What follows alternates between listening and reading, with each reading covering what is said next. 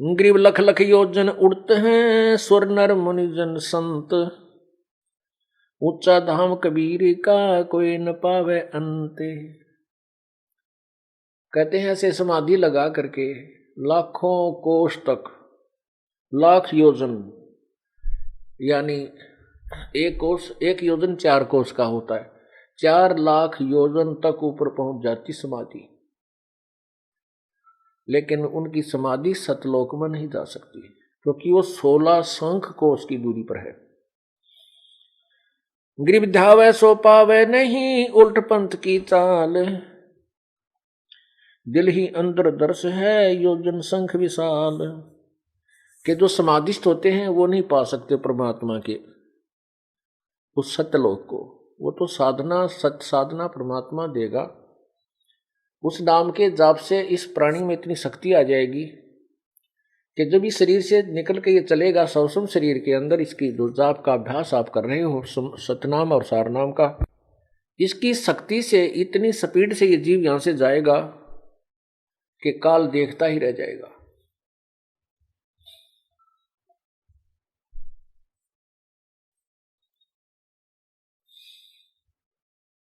Grieve जैसे अलल आकाश से कू रपती चरण लगाए, ऐसे हरिजन संत को ले चालत है ताए। ग्रीव नाम निरंतर संगर सुरू फरक दजा निशान, अनहद बाजे बाजे ही वो सतगुरु आम दीवान। ग्रीव नाम निरंतर संगर स्वरूप, ग्रीव सतनाम के जाप से बाजे अनहद नाद, तोबा परमेश्वर कबीर की छूटे आद अनाद।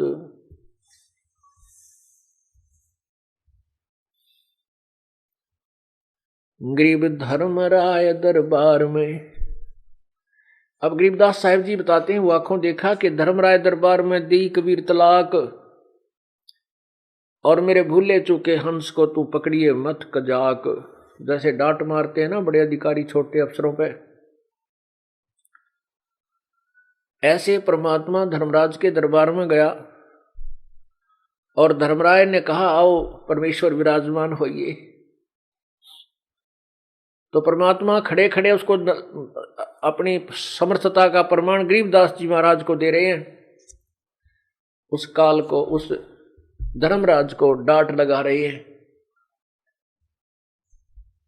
और कहते हैं कि तुम मेरे भूले चूके हंस को पकड़ना मत कजाक। अब ये बहुत जबरदस्त शब्द परमात्मा ने उस न्यायाधीश को बोले हैं, यहाँ के चीफ जस्टिस को।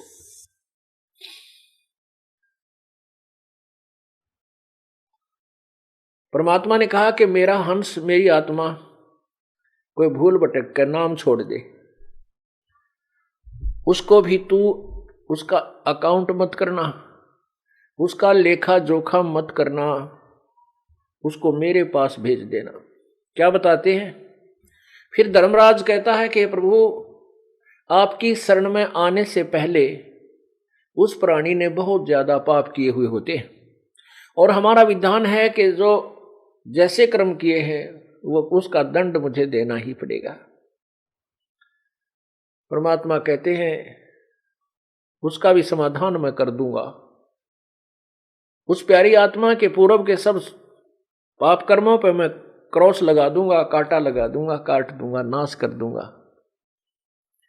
केवल एक कबीर परमेश्वर पूर्ण ब्रह्म सतपुरुष ही है जो हमारे पाप कर्मों का नाश कर सकता है।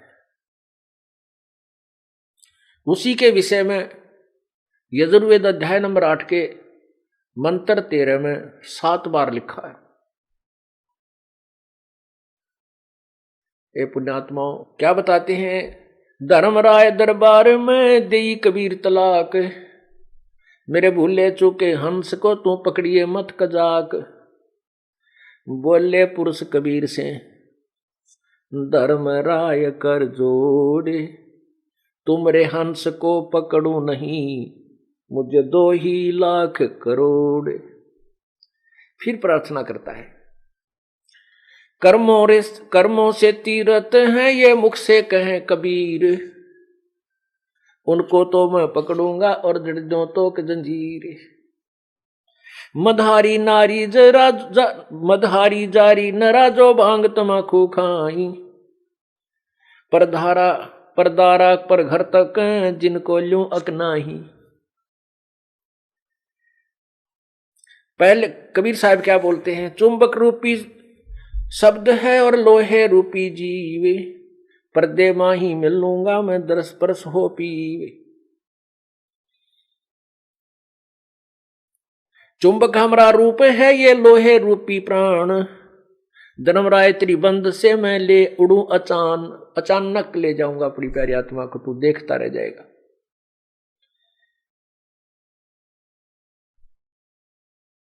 तो क्या कहता है, मदहारी जारी नरा, मद आहारी, मांस और मदिरा जो आहार करते हैं और जारी करते हैं, परतरिया गमन करते हैं, कहते हैं प्रभु उनको मैं पकड़ूं या नहीं पकड़ूं।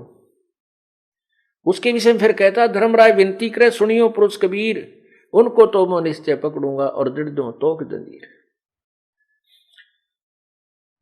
अब क्या कहते हैं परमात्मा, पहले किए सो बख्श हूं आगे करे न कोई, कबीर कहे धर्मराय सो नाम रटे मम सोई।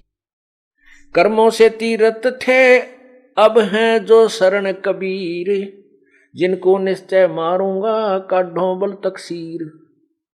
तो क्या कहते हैं परमात्मा, पहले किए सो बख्श हूं आगे करे ना कोई, कबीर कहे धर्मराय सो नाम रटे मम जोई। अब पहले जो किए हैं उनको मैं बख्श दूंगा, समाप्त कर दूंगा, नष्ट कर दूंगा। आगे कोई नहीं करेगा क्योंकि उनको ऐसा ज्ञान दे दूंगा। फिर क्या बताते हैं, कर्म परम ब्रह्मांड के मैं पल में करहूं नेश, जिन हमरी दो ही दी सो करो हमारे पेश। जैसे हम यहां से जाएंगे और जो नालायक हैं, जो पुण्यात्मा थी लेकिन सतगुरु शरण में आकर के फिर विचलित हो जाती हैं, यदि वो गुरुद्रोही नहीं होते हैं तो वो काल के जाल में ही रह जाते हैं, वो पार नहीं हो पाएंगे। लेकिन उनको इतना कंसेशन जरूर दे देगा परमात्मा कि अब तो हम जो वचन ना परमात्मा के सुनाते हैं ये सत्य हैं, और जो इनको सत्य मान रहा है वो अपने ठीक सच्ची लगन से लगा हुआ है, वो भक्ति कर रहा है। और कुछ जो विचलित हो जाता है किसी सोसाइटी से या किसी कारण से, वो गुरुद्रोही नहीं होता है और भक्ति से विचलित हो जाता है, तो वो यहीं रह जाएगा। क्योंकि परमात्मा के घर जाने से पहले हमने अपने गुरुदेव में ऐसी लगन लगानी पड़ेगी जैसी भगवान में लानी चाहिए।